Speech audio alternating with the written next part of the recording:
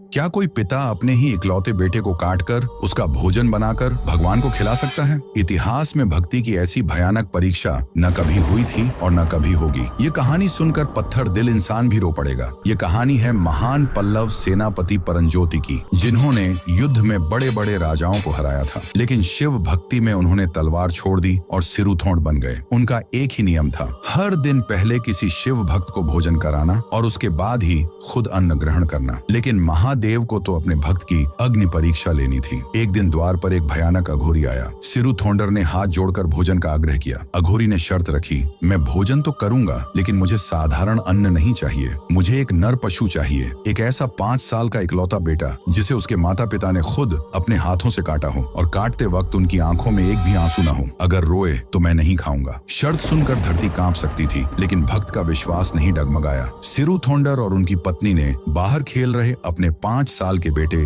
सीरालन को बुलाया। वो बच्चा दौड़ता हुआ माँ की गोद में आया। माता ने पैर पकड़े और पिता ने अपने ही जिगर के टुकड़े का बलिदान दे दिया। वो मुस्कुराते रहे, क्योंकि शर्त थी कि रोना मना है। माँ ने अपने ही बेटे का मांस पकाया और अघोरी के सामने परोस दिया। लेकिन परीक्षा अभी खत्म नहीं हुई थी। जैसे ही अघोरी ने थाली देखी, वो रुक गए। उन्होंने कहा, मैं अकेले नहीं खाता। इस घर में जो बेटा है उसे भी बुलाओ, मैं उसके साथ ही भोजन करूंगा। पिता ने तड़प कर कहा, प्रभु वो अब नहीं आ सकता, वो अब इस दुनिया में नहीं है। अघोरी ने क्रोध में कहा, अगर बेटा नहीं आएगा तो मैं भूखा चला जाऊंगा। हार कर पिता घर के बाहर भागे और जोर से आवाज लगाई, आ जाओ सीरालन, शिव भक्त भूखे बैठे हैं। और तभी कुदरत का सबसे बड़ा चमत्कार हुआ। वही बेटा जिसे कुछ देर पहले काटा गया था, वो हंसता खेलता हुआ दौड़कर वापस आ गया। जब अंदर जाकर देखा तो वहां कोई अघोरी नहीं था, स्वयं महादेव और माता पार्वती खड़े थे। उन्होंने बस यह देखने के लिए यह लीला रची थी कि भक्ति की सीमा क्या हो सकती है। ऐसे महान भक्त सिरुथोंडर के चरणों में नमन करते हुए कमेंट में लिखें,